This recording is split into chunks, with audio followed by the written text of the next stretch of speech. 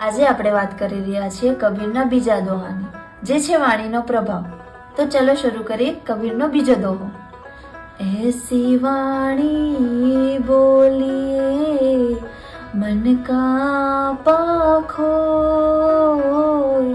और इनको शीतल करे आप शीतल होय कबीरा आप शीतल होय. આપણે જોયું વાણીનો મહત્વનો દોહો.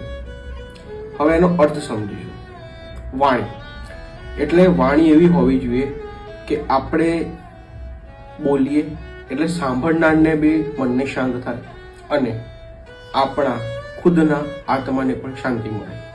એટલે કહેવાય છે ને કે જીભ છે એ આપણને શાબાશી પણ અપાવી શકે અને માર પણ ખવડાવી શકે.